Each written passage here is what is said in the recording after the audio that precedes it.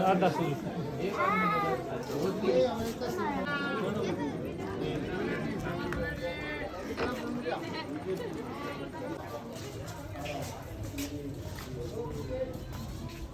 रहा है, आप गाइड भी नहीं करेंगे।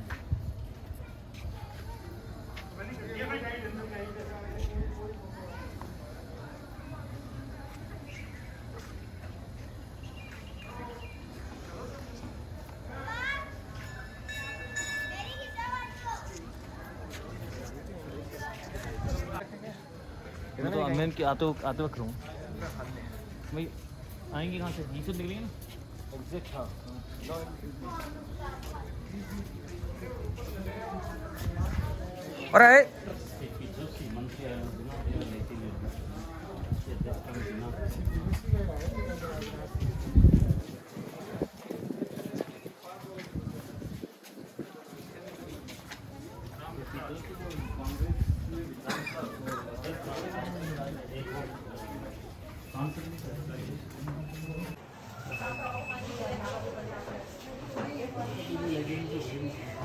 अरे क्षेत्र में स्थित महाराणा प्रताप संग्रहालय में आप सभी का हार्दिक स्वागत।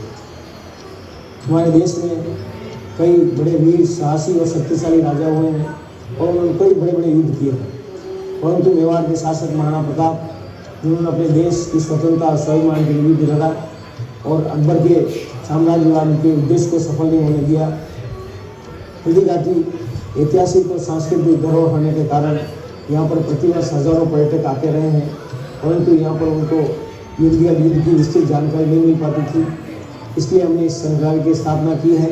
उस संग्रहालय की स्थापना का मुख्य उद्देश्य ये है, युद्ध की जानकारी के साथ साथ महाराणा प्रताप के जीवन में जो घटनाएं घटी है उनको विस्तृत रूप से आने वाले पर्यटकों को दिखा सकें और यहाँ पर आने वाले पर्यटक देशभक्ति की प्रेरणा लेके जाए और हमारे देश के गौरव को आगे बढ़ाए। और इसी में विस्तृत रूप से आपको जानकारी देंगे श्रीमान हरीश भूमानी। धन्यवाद। इस म्यूजियम के संस्थापक श्रीमान मोहन जी श्रीमाली है। उन्होंने वरिष्ठ अध्यापक की नौकरी से स्वेच्छा सेवानिवृत्ति लेकर अपनी पैतृक भूमि पर इस संग्रहालय का निर्माण करवाया और मुख्य सहयोगी उनकी पत्नी श्रीमती विमला देवी श्रीमाली इनके साथ कंधे से कंधा मिलाकर चली। इस सपने को साकार करने के लिए उन्होंने अपना सब कुछ न्योछावर कर दिया। 18 जून 1576 ईस्वी को हल्दी घाटी का घमासान युद्ध हुआ था। ये युद्ध केवल एक दिन का था, जो मेवाड़ के राजा महाराणा प्रताप एवं मुगल अकबर की सेना के मध्य हुआ था। इस युद्ध में अकबर स्वयं नहीं आए थे। उन्होंने आमेर जयपुर के राजा मानसिंह को अपना सेनापति बनाकर भेजा था। हल्दी घाटी का युद्ध 5 किलोमीटर लंबे और 200 मीटर चौड़े क्षेत्र में हुआ। आप लोग सभी संग्रहालय में खड़े हैं। संग्रहालय से 200 मीटर की दूरी पर चेतक की समाधि है, जहां पर महाराणा प्रताप के स्वामी भक्त घोड़े चेतक को दफनाया गया था। यहां से 2 किलोमीटर की दूरी पर हल्दी घाटी दर्रा है। इस दर्रे की विशेषता है कि यहाँ की प्राकृतिक मिट्टी व पत्थरों का रंग हल्दी जैसे पीले रंग का है। इस दर्रे के चारों तरफ महाराणा प्रताप की भील आदिवासी सेना प्राणा पूंजा के नेतृत्व में तैनात थी। ये सेना तीर, भाले, पत्थर चलाने में कुशल थी। यहाँ से 1 किलोमीटर की दूरी पर शाही बाग है, जिसमें मुगल सेना का पड़ाव था। मुगल सेना 18 जून 1576 ईस्वी को प्रातः सूर्योदय के साथ मेवाड़ की राजधानी गोविंदा की तरफ आगे बढ़ने लगी, तो उन पर महाराणा प्रताप की सेनाओं ने आक्रमण किया और उनसे गोरिल्ला पद्धति से युद्ध किया। ये आक्रमण इतना तेज था कि जिससे मुगल सेना में भगदड़ मच गई। महाराणा प्रताप की सेनाओं ने मुगल सेना को यहाँ से 3 किलोमीटर दूर पीछे समतल क्षेत्र में, जहाँ अभी खमनोर गांव है, वहाँ तक खदेड़ दिया। इसी खमनोर गांव के पास बनास नदी के पास समतल मैदान में 7 घंटे का भयानक युद्ध हुआ। इस युद्ध में दोनों पक्षों से कुल 18,000 सैनिक मारे गए। जब ये युद्ध समाप्त हुआ तो वहाँ पर मानसूनी बरसात हुई और वहाँ पर कटी हुई लाशें और खून ने पानी में मिलकर एक तलाई का रूप ले लिया। इतिहासकारों ने इस तलाई को रक्त तलाई का नाम दिया। इस युद्ध में ग्वालियर का एक पूरा राज परिवार, जिसमें राजा रामशाह तंवर और उनके दोनों पुत्र थे, शहीद हो गया। यहीं पर एक बगीचा बनाया हुआ है और जो इस युद्ध में शहीद हुए थे उनके स्मारक इसी बाग में बने हुए हैं। इस लड़ाई की विस्तृत जानकारी आपको एक फिल्म के द्वारा दी जाएगी। आप जब इस कक्ष में सब कुछ देख चुके होंगे तब ये फिल्म और लाइट व साउंड शो शुरू होंगे। तब तक के लिए धन्यवाद।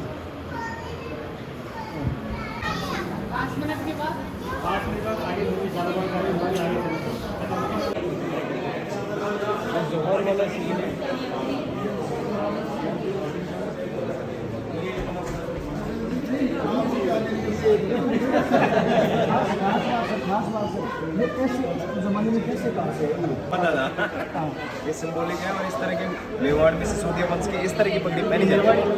मेवाड़ी पगड़ी इस तरह की। अपनी सारी सुख सुविधा को छोड़कर अपने राजा को स्वयं का धन 25 लाख रुपए व राजकोष में 20,000 अशर्फियां देश के लिए अर्पित, जिससे महाराणा प्रताप ने 12 वर्षों तक अपनी सेना को संगठित किया, सैन्य शक्ति को बढ़ाया और मेवाड़ मातृभूमि को आजाद करवाया।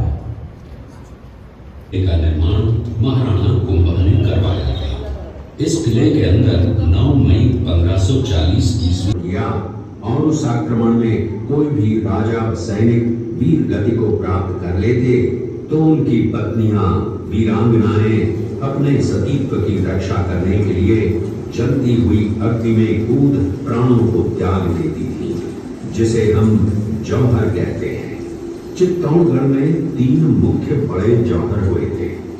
प्रथम जौहर 1303 ईस्वी में रानी पद्मिनी ने 16,000 स्त्रियों वीरांगनाओं के साथ जौहर किया था, सिर्फ अल्लाउद्दीन खिलजी के कारण। दूसरा जौहर 1535 ईस्वी में गुजरात के शासक बहादुर शाह के आक्रमण के कारण रानी कर्मावती ने वीरांगनाओं के साथ किया। और तीसरा जौहर 1568 ईस्वी में जब अकबर ने चित्तौड़गढ़ पर आक्रमण किया, उसी समय रानी फूलकुंवरी ने 7,000 वीरांगनाओं के साथ जौहर किया। फिर भी अकबर का मन नहीं भरा और अंत में हजारों आम लोगों का कत्लेआम करवाकर उन्हें मौत के घाट उतारा गया। इस किले में देखने योग्य विजय स्तंभ है, कीर्ति स्तंभ, मीरा मंदिर, जैन मंदिर, कालिका माता मंदिर, भामाशाह हवेली, कुंभाश्याम मंदिर, फतेह प्रकाश महल है। ये किला यहाँ से 140 किलोमीटर दूरी पर है। ये देखते हुए सभी अतिथि आगे की तरफ चले। शेरपुर गांव का दृश्य है। अब्दुल रहीम खान खाना अजमेर का सूबेदार था। जब वो शेरपुर पहुंचा तब इसका पता कुंवर अमर सिंह को चला, जो महाराणा प्रताप के पुत्र थे। अमर सिंह ने शेरपुर छावनी पर अचानक आक्रमण कर दिया। उस आक्रमण में मुगल सेना में भगदड़ मच गई। मुगल सेना को अपनी छावनियों को छोड़कर भागना पड़ा। छावनियों के अंदर से लूटा हुआ माल व अब्दुल रहीम खान खाना, जिसकी बेगम आनी खान को बंदी बनाकर महाराणा प्रताप के सामने पेश किया गया। तब अमर सिंह पर महाराणा प्रताप क्रोधित हुए और कहा, जहां से इस नारी को बंदी बनाकर लाए हो, इसे पुनः सहसम्मान लौटा कराओ। महाराणा प्रताप ने कहा, हमें नारी से कोई दुश्मनी नहीं है, हमें तो देश विद्रोहियों से दुश्मनी है, जिन्होंने चारों तरफ आतंक फैलाया है। महाराणा प्रताप के आदेश का पालन करते हुए कुंवर अमर सिंह ने उस मुगल नारी को सहसम्मान छावनी तक पहुंचाया। इस प्रकार महाराणा प्रताप ने अपने क्षत्रिय राजपूत धर्म का पालन किया और पराई स्त्रियों को माँ, बेटी और बहन का दर्जा दिया। ये है महाराणा प्रताप का चरित्र और नैतिक उदारता का परिचय। ये देखते हुए सभी अतिथि आगे की तरफ चले।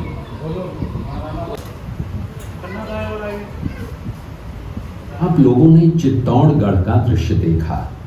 उसी किले के अंदर की ये घटना है। मेवाड़ की एक ऐसी मां थी जिसने अपने पुत्र का बलिदान देकर राजवंश की रक्षा की थी। उस मां का नाम पन्नाधाय था। पन्नाधाय जाति से गुर्जर थी। वो एक राजकुमार की धाई मां थी। दूसरी तरफ हाथ में तलवार लिए खड़ा ये बनवीर सिंह एक दासी पुत्र है। ये कुंवर उदय सिंह की हत्या करके मेवाड़ की राजगद्दी प्राप्त करना चाहता था। एक रात्रि बनवीर सिंह को मौका मिला। वो राजकुमार उदय सिंह के बड़े भाई विक्रमादित्य सिंह की हत्या करके राजमहल की तरफ आगे बढ़ा। इसकी सूचना पन्नाधाय को लग गई। कुछ समय तक पन्नाधाय चिंतित हुई। तभी पन्नाधाय ने अपने पुत्र चंदन को राजसी कपड़े पहनाकर पलंग पर सुला दिया और उदय सिंह को एक टोकरी के अंदर छिपाकर पत्तों से ढक के महल के बाहर निकालकर गुप्त रास्ते से कुंभलगढ़ भेज दिया। बनवीर सिंह जब तलवार लेकर राजकक्ष में आया तो उसने पन्नाधाय से कड़क आवाज में उदय सिंह के लिए पूछा तो पन्नाधाय ने चंदन की तरफ इशारा किया। बनवीर ने चंदन को उदय सिंह समझकर चंदन की हत्या कर दी और ये समझने लगा कि मैंने राजकुंवर उदय सिंह को मार दिया। वही राजकुंवर बड़े होकर राजा बने और अपने नाम का उदयपुर नगर बसाया जो यहाँ से 40 किलोमीटर दूर है। और उन्हीं के पुत्र महाराणा प्रताप हुए जिन्होंने हल्दी घाटी का युद्ध लड़ा और आज हम लोग उनका इतिहास यहाँ पर देख रहे हैं। ये देखते हुए सभी अतिथि आगे की तरफ चले।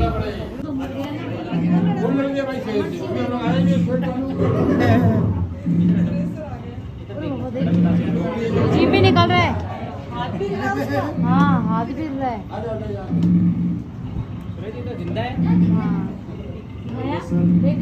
ये घटना महाराणा प्रताप की वीरता को दर्शाती है। एक समय नरभक्षी बाघ का आतंक छाया हुआ था। महाराणा प्रताप ने उस बाघ का शिकार कर उस बाघ को मार डाला। ये घटना महाराणा प्रताप की वीरता की प्रतीक है। कृपया अब आप सब पीछे की तरफ देखिए। में देखिए महाराणा प्रताप अपनी प्रतिज्ञा का पालन करते हुए। महाराणा प्रताप ने प्रतिज्ञा की थी कि जब तक अपनी मातृभूमि को शत्रुओं से मुक्त नहीं करा लेता तब तक न तो मैं महलों में रहूंगा, न किसी धातु के पात्र में भोजन करूंगा, न किसी गद्दी के बिछौने पर सोऊंगा। पत्ते ही भोजन के पात्र होंगे, जमीन ही बिछौना होगा। इस प्रतिज्ञा का पालन उन्होंने 21 वर्षों तक जंगलों में रहकर किया। इस दृश्य में देखिए महाराणा प्रताप वृक्ष के नीचे बैठकर पत्तों पर खाना खाते हुए। इसी कारण हम आज भी महाराणा प्रताप को श्रद्धा व सम्मान से याद करते हुए देशभक्ति की प्रेरणा प्राप्त करते हैं। ये देखते हुए सभी अतिथि आगे की तरफ चले।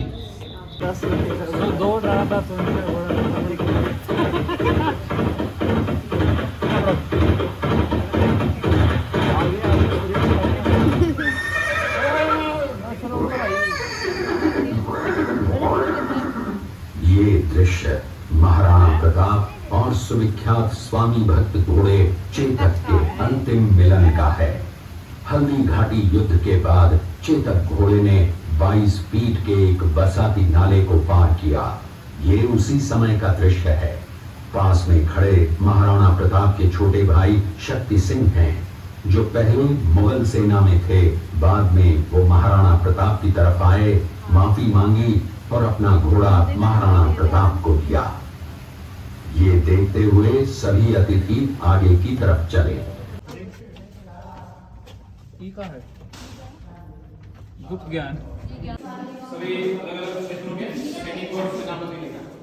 हाँ जी, मैं ऊपर देखते हो आगे आ जाओ, आगे आ रहा है।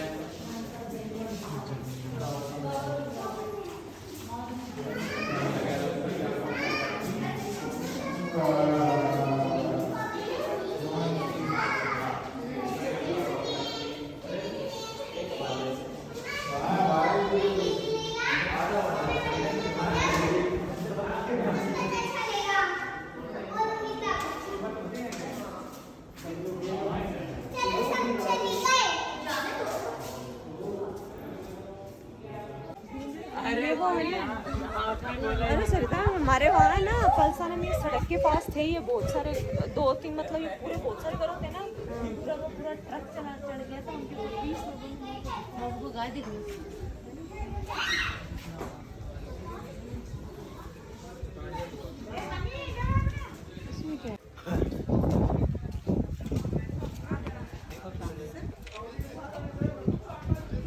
लंबे के खींचते हो खाओ के साथ।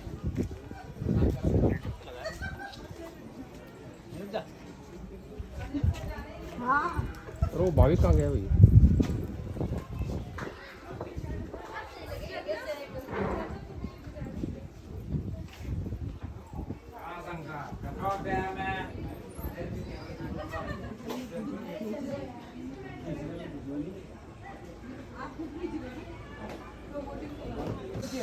हाँ ये चालू नहीं, वो गीले गीले तो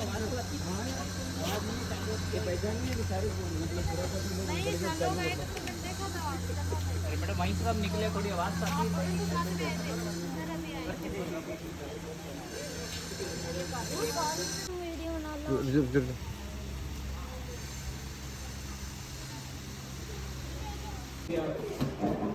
ये अच्छी दिख रही है।